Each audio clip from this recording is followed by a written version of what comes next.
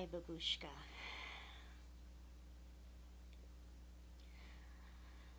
It's so good to see that you're trying out there. I know you're in between jobs, and it's really hard with the pandemic. It's hard for everyone. You're going to make it, you'll see. And you have your wonderful husband out there to support you while he's working his ass off. If you're out there, Tombo, I appreciate you and love you just like I love my daughter. And it's hard out here. People are trying to open up the shops, keep factories going, and what have you. It's crazy, too, because all over the United States, running out of quarters. There's no quarters around. It's an odd thing. I've heard, I don't know, different opinions on why it's going on. Some say it has to do with germs. I don't know. Some say it's because people are pinching their coins so hard that they're hoarding the quarters. So folks who need to do their laundry in the laundry machines that take quarters, like me, we have to look around and scrape for them. It's good I'm working in the grocery industry, 'cause folks who are tight on money, they'll pay with coins. And then we all know when we take our breaks and what have you, when we get off work, we can trade our cash in for those quarters. But I have a washing board too. I can wash what I need by hand. But with that aside, I'm going to put you down, sweetheart, real gentle here, 'cause this is the fourth and final chapter in the stories of the Outlaw Mothers. This is an important one.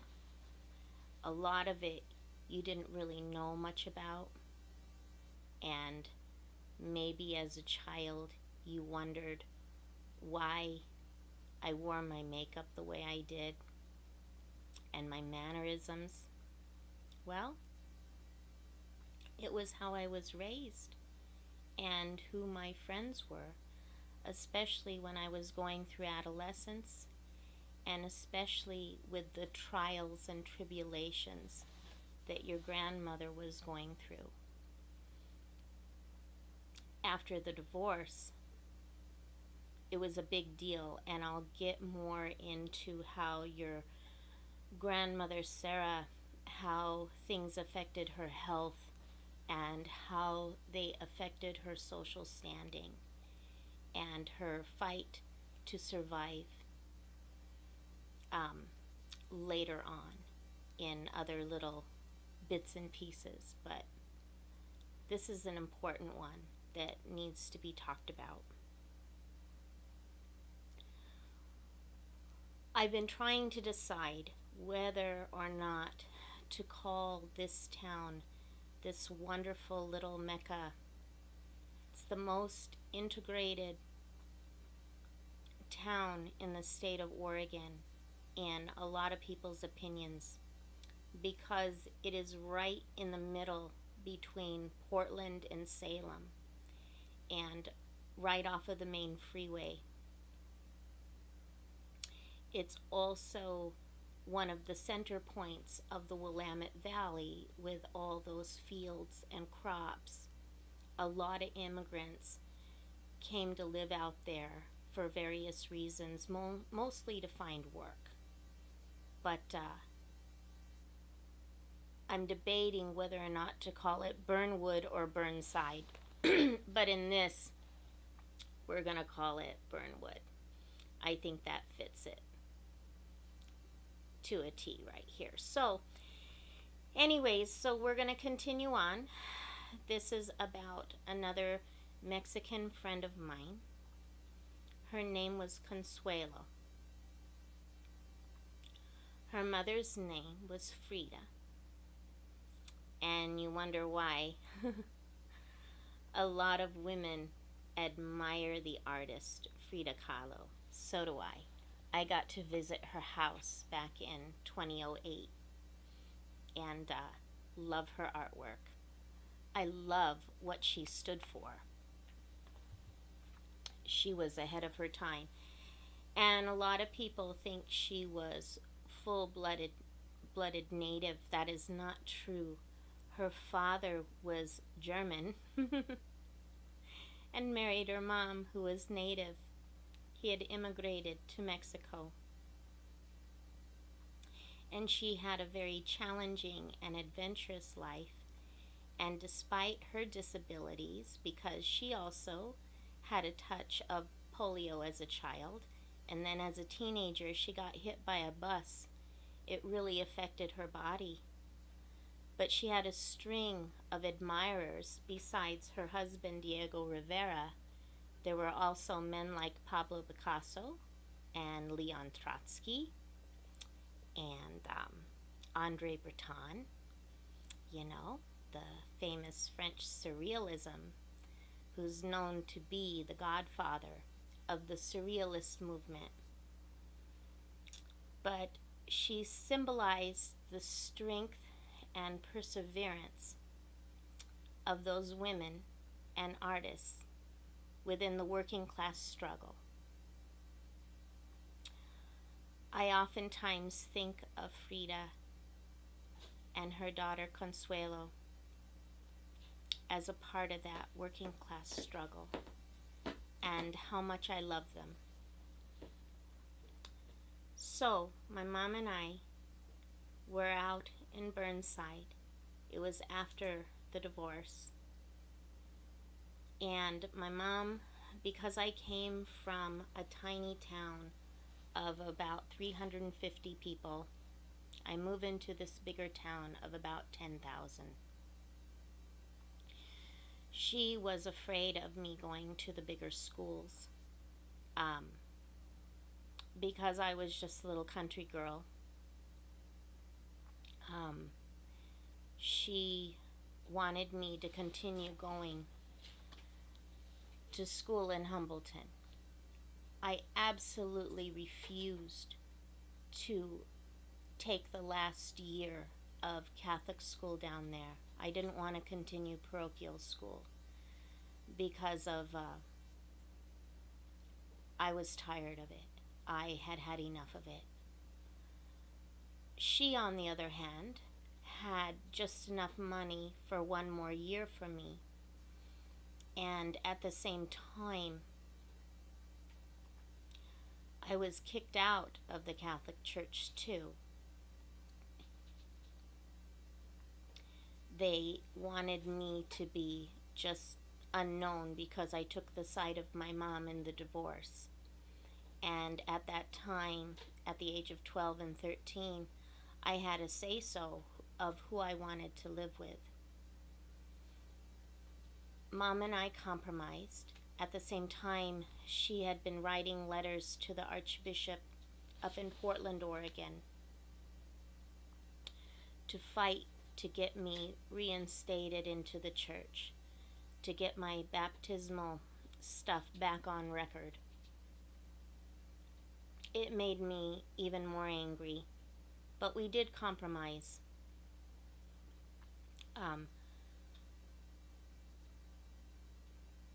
We went to Humbleton. We looked into the public school over there. And before that, Mom was also best friends with the kindergarten teacher over there too, who I had known since I can remember. And we decided, well, the public school, 1 year over there is fine. I know some of the kids. Most of them lived right outside of Humbleton and they weren't Catholic. And I decided, okay, I'll go there.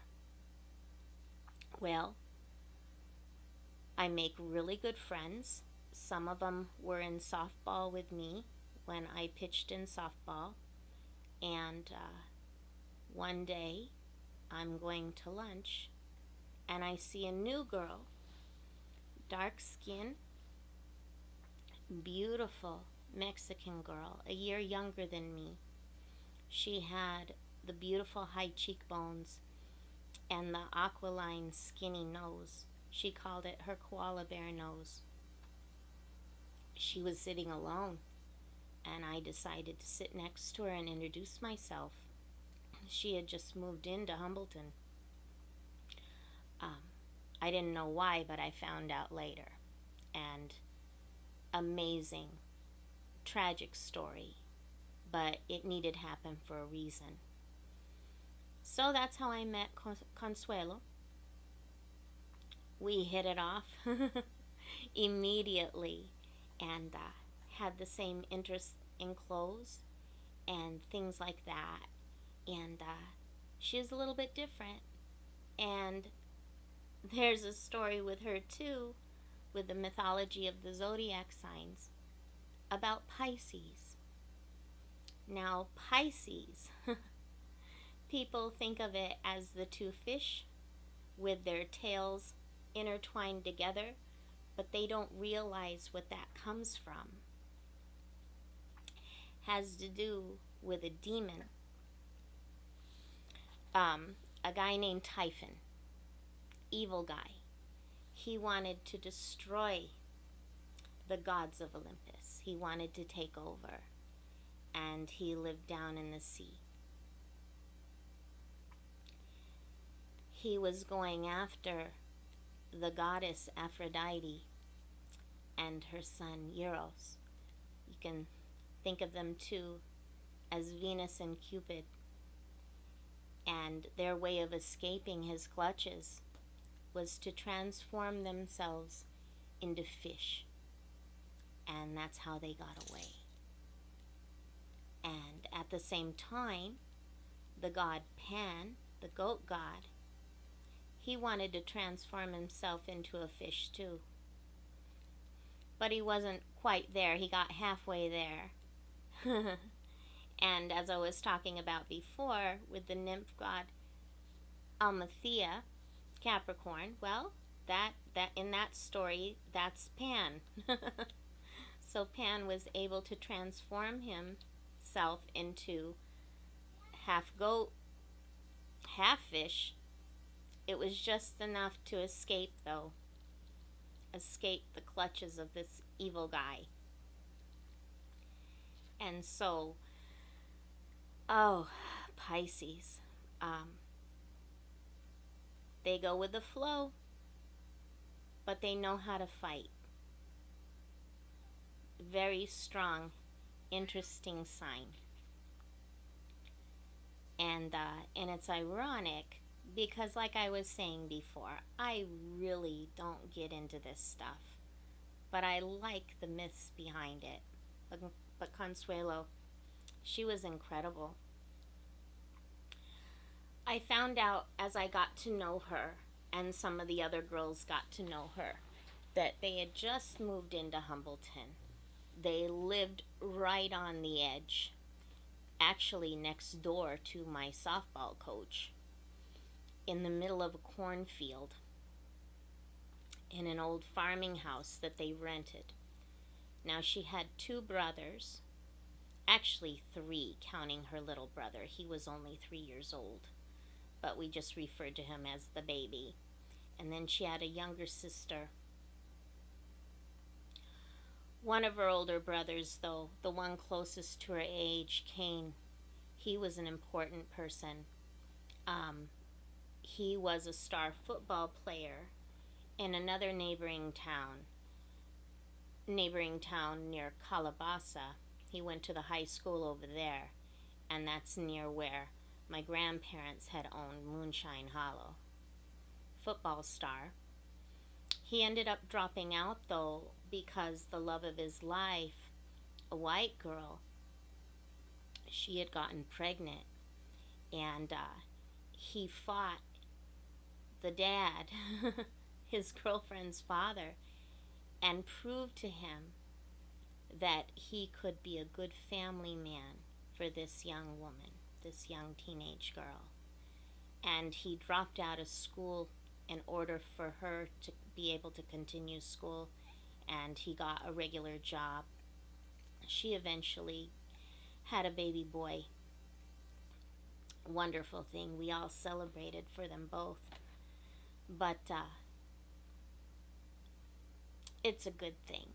And he was a good influence on us, because Consuelo and I, she taught me a lot of stuff and then introduced me to a lot of her friends. Some of the girls intermingled with cholas in the bigger towns further down south in California. And I was just a little hit girl. They would tease me. Instead of calling me a hillbilly like they have out in the Appalachia, they referred to me as a valley billy because, I grew up in the Willamette Valley and because of my upbringing.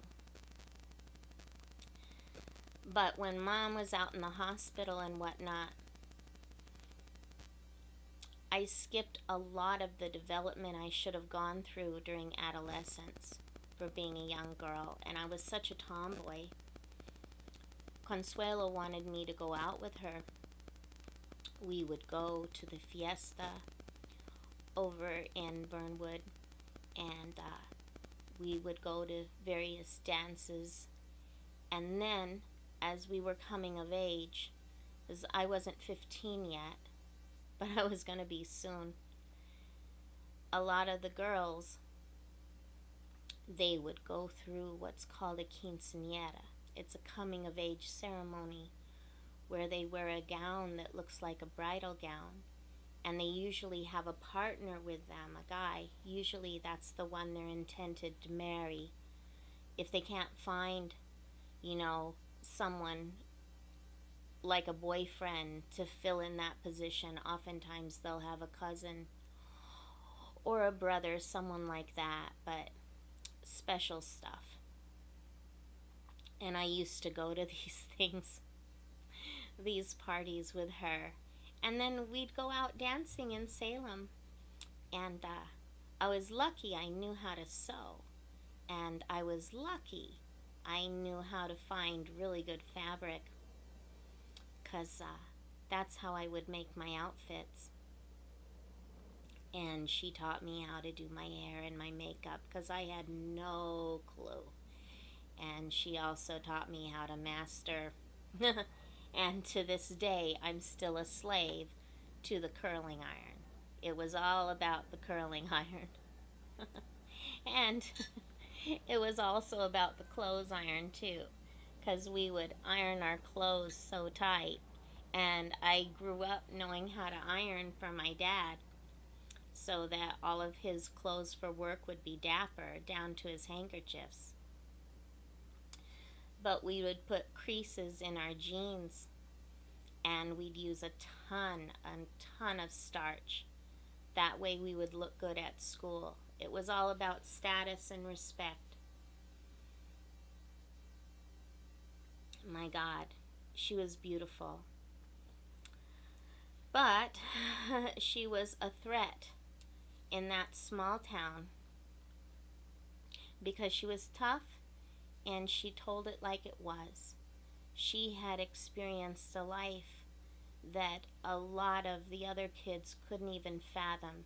She lived in various cities before this down in California.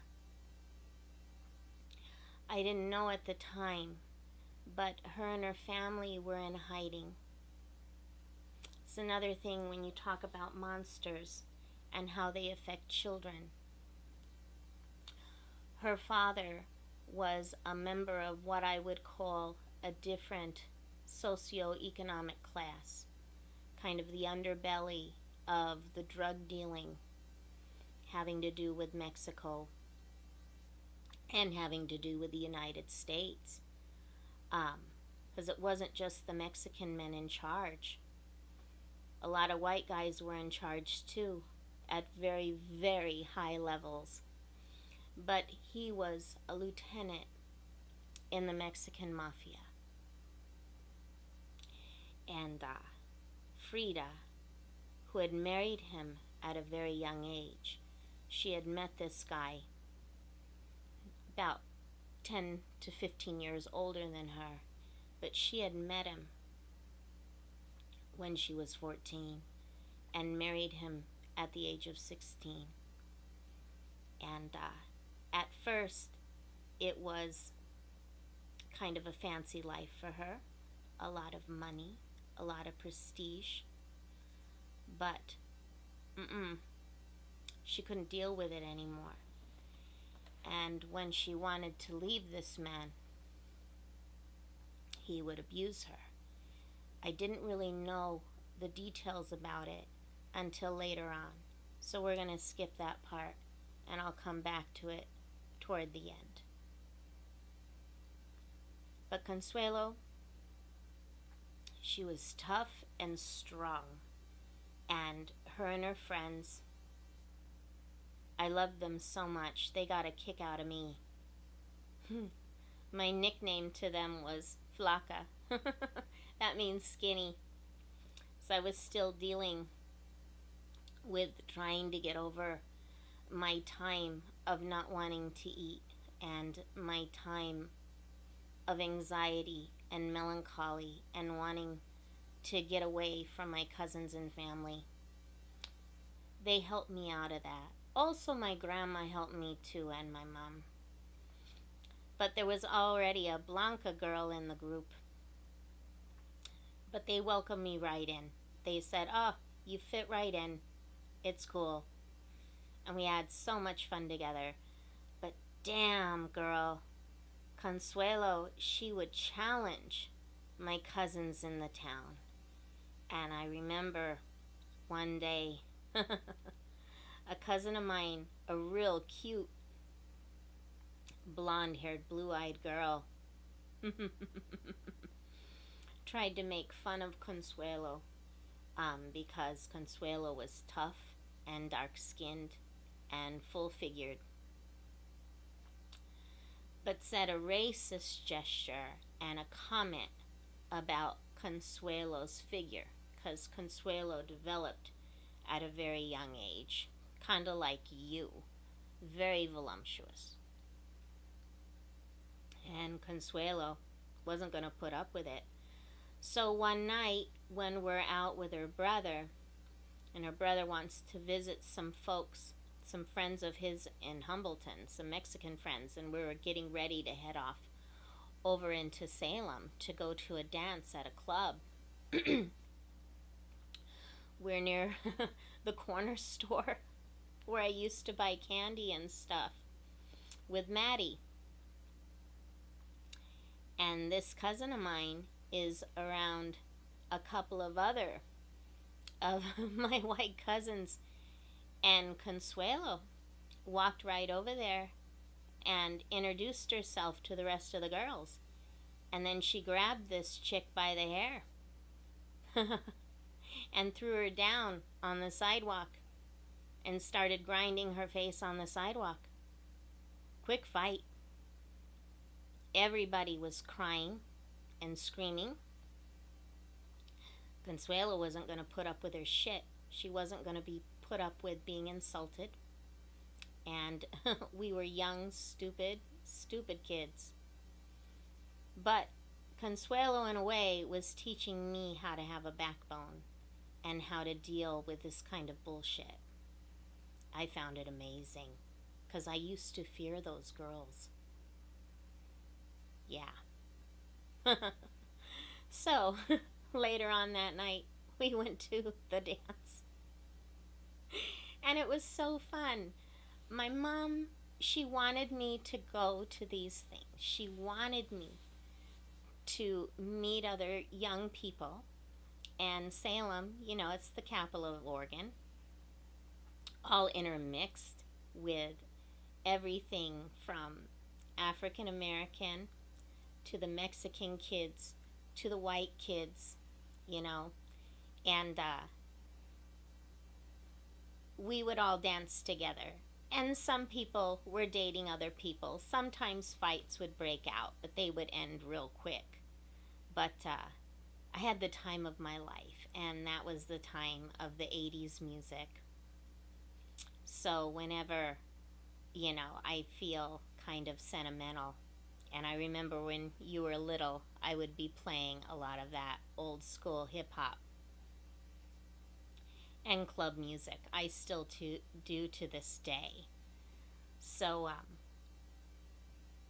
so I finish the school over there, and then I get ready to go to the public school. Before that, an important thing happened in that house. Out in the middle of nowhere, in a cornfield. I thought it was kind of odd that Frida had chosen to live there. And then all her kids, you know, even the sons who are now of age except for the little baby boy, they all lived in the same home together, and they had a special attachment to their mom to protect her. And they had an attachment too to Consuelo and also to me. When I would go to gatherings and get-togethers, oftentimes they would send another friend of theirs, another guy, and he would be considered a chaperone, you know, to protect us from anybody naughty. And so we wouldn't get in trouble, or we wouldn't get caught drinking too much, because some girls, they would go overboard and end up making fools of themselves. And I wasn't much of a partier anyway.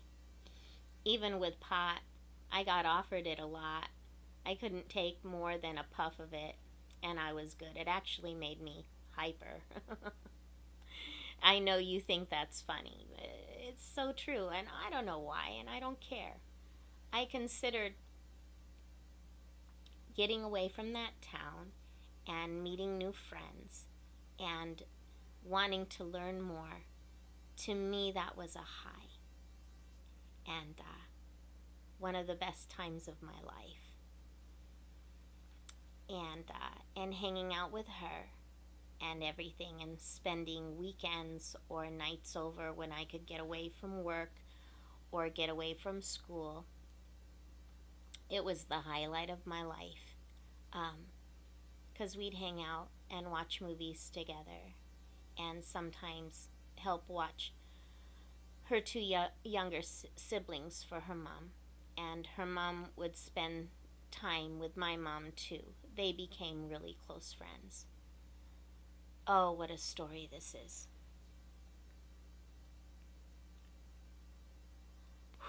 Okay, here we go. So it's a weekend, and I'm at that farmhouse, and ironically, Frida is downstairs. Her bedroom was downstairs, and her baby boy was with her. Usually he'd end up sleeping in her bed anyways. And then all the upstairs was segregated, where the older son slept. Cain, though, he was getting ready to start his own home, you know, with his girlfriend and everything. But the little sister was up there, and also the other older brother. But the two younger kids were downstairs with their mom. The two older brothers were out of town for whatever reason, to go out or to work. And so it's just me and Consuelo. We're hanging out, listening to music, doing drawings together, and talking about school. I think it was summertime. So we're talking about entering high school and what we're going to do. And then all of a sudden, we hear this terrible racket downstairs, and thumping and screaming, and we hear a man's voice.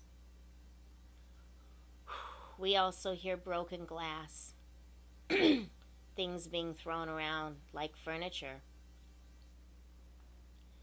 Consuelo, who usually was the toughest girl, tough as nails, all of a sudden she's scared to death. And she's like, "It's my dad." She's like, "Oh, shit."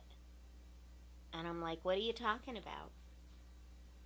I had no idea. And then, so in this few minutes of intense time, she starts explaining to me the whole story about her dad in the Mexican mafia, how him getting in trouble and going to prison, he was in a prison in Mexico, helped to enable her mom and her siblings to get away and to come up to that area of Oregon and hopefully be in hiding and live their lives in peace.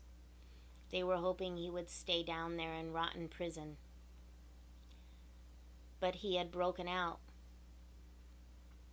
tracked them down, and so we're in the bedroom and she's in a panic and she doesn't know what to do.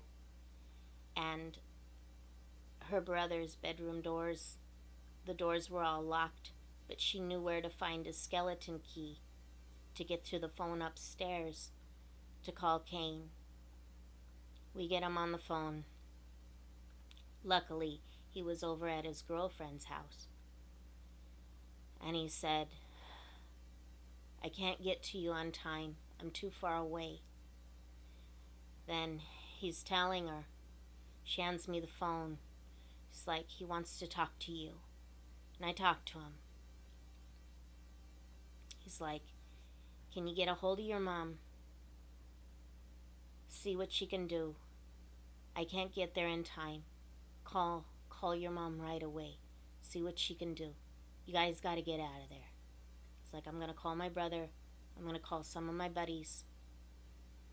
We'll get over there as soon as we can. I said, okay. And at this point, I'm shaking. Because at the same time, Consuelo is telling me, you know, because she can hear her mom crying downstairs and the thumping and the breaking.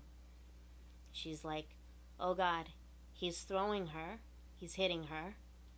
You know, she's shaking. She doesn't know what to do. And this is a rotary phone. This is not a touch phone.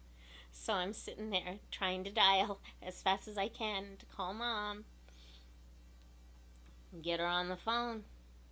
Tell her what's going on. Mom's like, oh God, I know about this, because I guess Frida had told her about it way ahead of time. And my mom, it was her last victory, her last moment of empathy for a friend. In about 15 minutes, because I guess Mom drove really, really fast.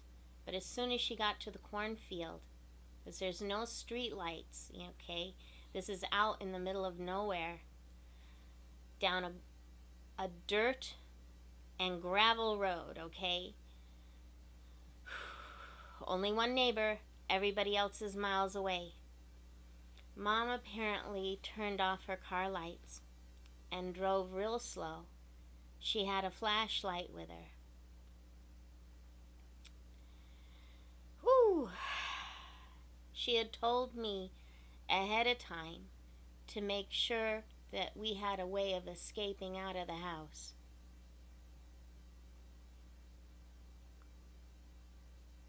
And at the same time, she told me to go down the stairs quietly and sneakily to get the two little ones. And we did. We had them come upstairs with us.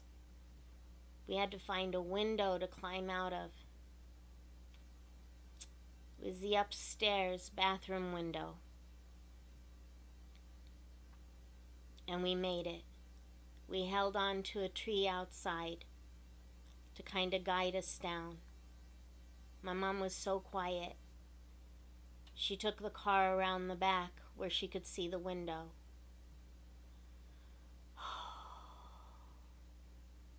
She helped us all down and put us in the car. Drove us back to my place.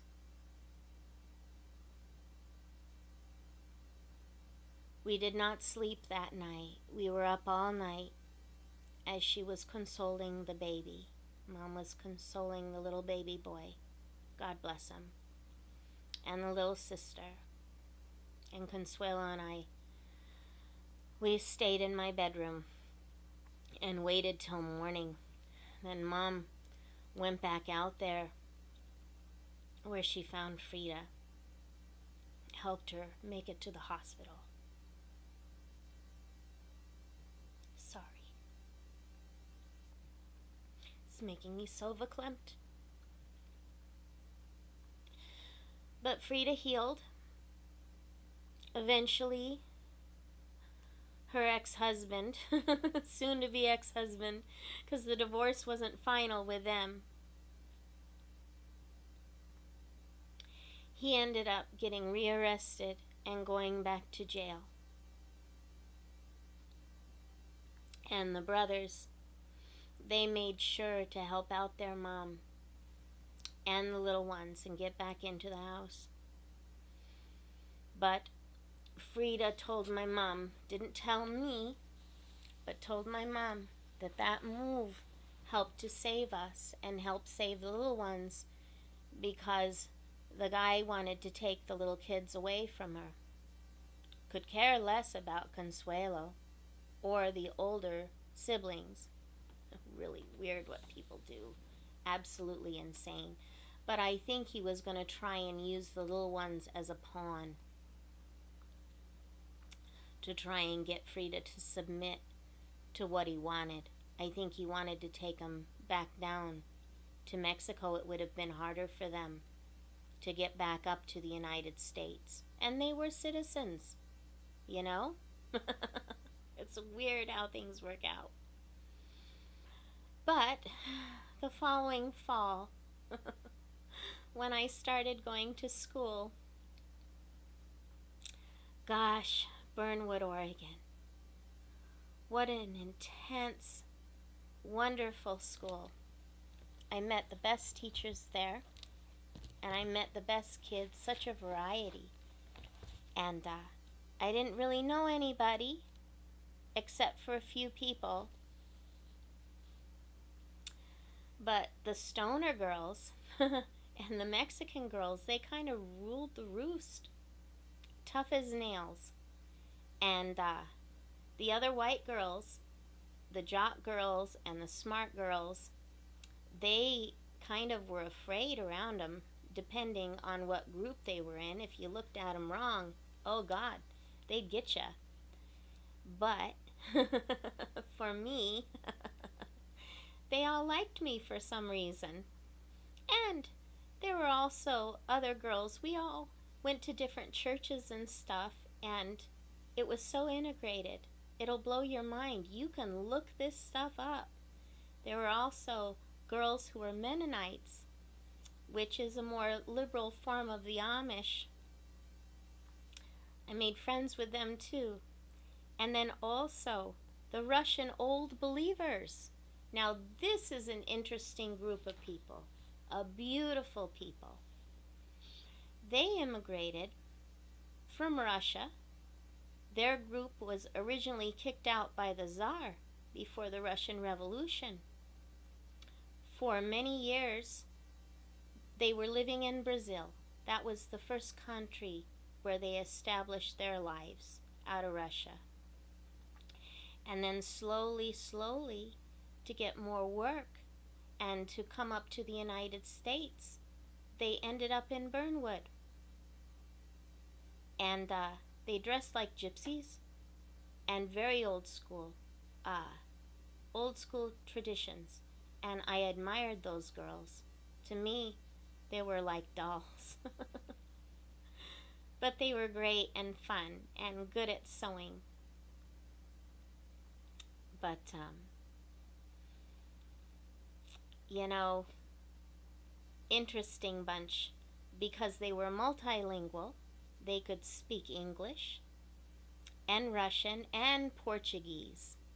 And the guys, even though they had their bright-colored, gypsy-looking shirts on with a special belt, they would wear Levi's 501s. And they were very good at playing soccer, as good as the other guys on the soccer team. Just an amazing bunch. And in physical education class in PE, where we would play sports, you'd have a couple of Mennonite girls and a couple of those Russian girls.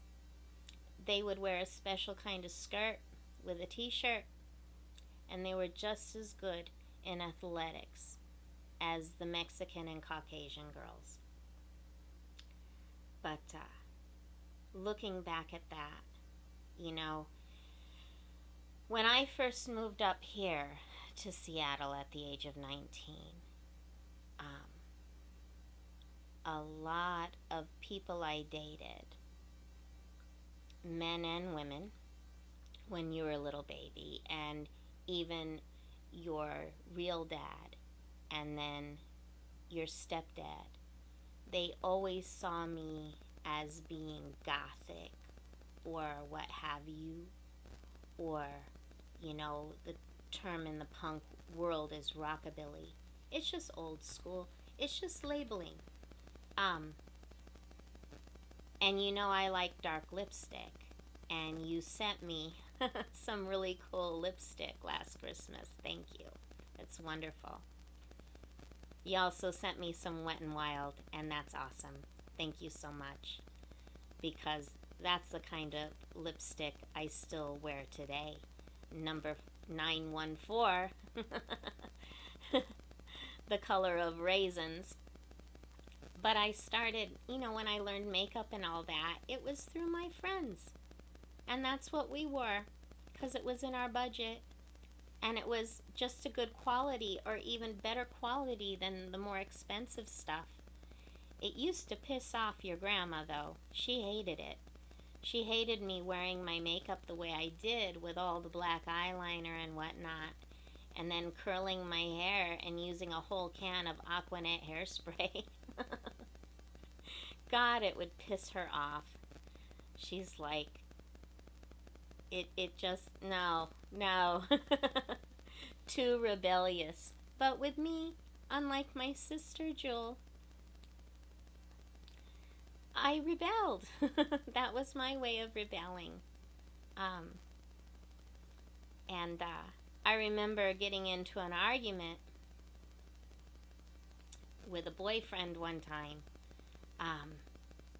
because he was trying to label me in that kind of group, you know, of Batcavers and goths and all that. I didn't even listen to that music. And I'm like, what the hell? No. This has nothing to do with nothing. Consuelo taught me, going back to her, a lot of the really cool Mexican cuss words. And we had a thing about standing up for ourselves and dealing with girls who thought that they were hot shit, but they weren't. We'd call them panochas, and that's short for panocha, which means pussy. And then the cute boys. And I learned this because we were all in the closet at the time too, by the way. I was in the closet. I had no idea. I did not know how to fit in with that one. But when we would talk about cute boys, here's a term. And it is not Spanish. It is totally Mexican. Bizcachito, which means a sweet bread or cookie that has to do with a boy. And we would catcall a lot of the guys and make them blush. And one guy in particular who I knew, who was also from Mexico, he came from Tijuana and he was gay. He would use that term too. It was so funny. But it's a great time, you know? They respected me, and it made me feel more comfortable and more confident in a new environment where I was scared to death. But I found out later, especially when your grandmother died, that their way of welcoming me was because of what she did, and it put a good mark on us. And you know, it was a term of endearment and respect. So, they also taught me how to fight too and stand up for myself. Oh God, what a crazy story this is. I'll tell you this one and then we'll end it. Or I'll just go off on a tangent. So, I'm white, even though I was raised Catholic. No quinceañera, that's fine. I don't care, you know. But right before my 15th birthday, there was a bully at school, a girl bigger than me. She wasn't in the real top crowd, but she tried to mingle around that, and she actually lived in my neighborhood. Apparently, she said something shitty about my mom, having to do with my mom being ill and not being able, even though she had the training to teach. And it was a bad economy at the time, too. But she had a hard time finding a job, you know, as her health continually progressed to get a little worse all the time. And I remember being in PE class. I think we were playing volleyball, and this one white chick named Crystal, who also mingled with the Mexican girls and the stoner girls, she told me about this, and I was pissed. I mean, all that anger and frustration, you know, it built up in my childhood, and I had kept quiet about stuff for so long. But the girls were like, you know, what are you going to do about it? Are you going to put up with this? And I was so ignorant and angry. I'm like, oh, I'm going to kick her ass. And they're like, okay, you know, when are you going to do it? On the day I did it was my 15th birthday.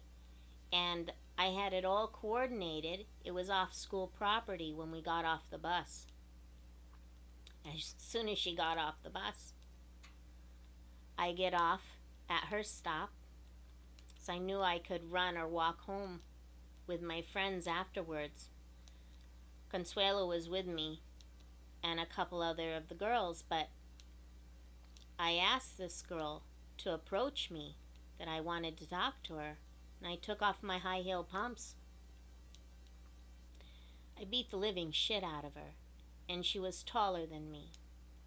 And at the same time, the girls were picking up her books and throwing them in the bushes and catcalling her. So instead of a quinceañera, that's what I did, you know. It was my way, too, of being initiated into that group of friends,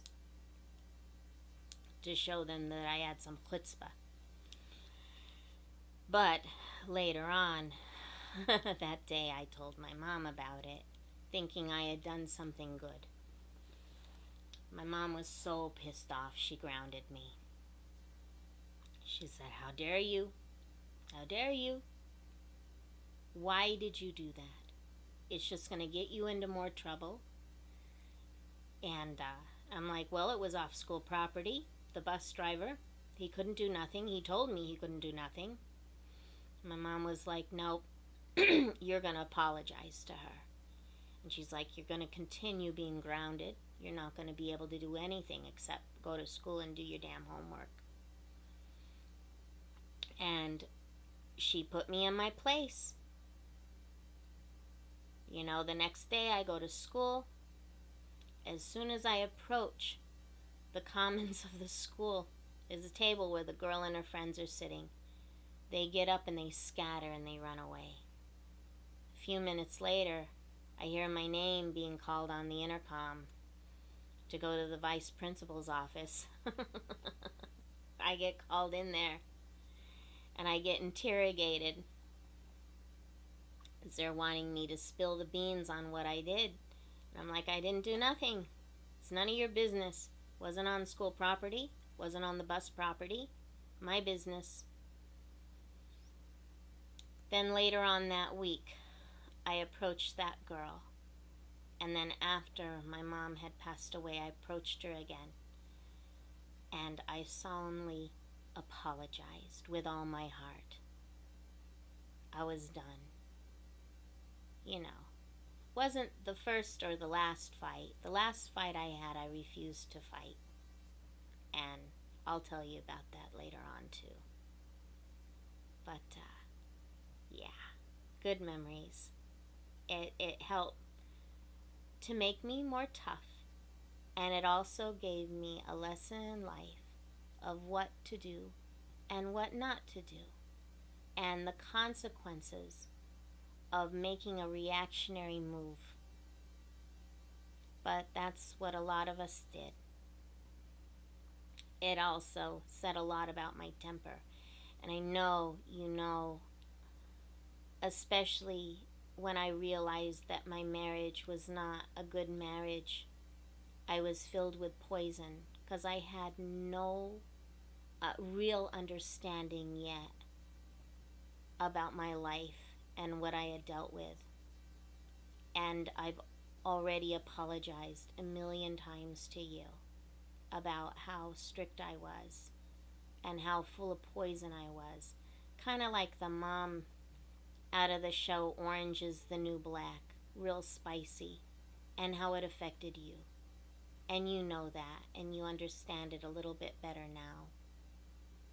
But that's one of the reasons why it was a social issue and how I was raised. So, on that note, I'll talk to you later, sweetheart. And just keep on keeping on and stay strong. And remember how much I dearly love you and think about you every day. And don't forget to ring the bell for me.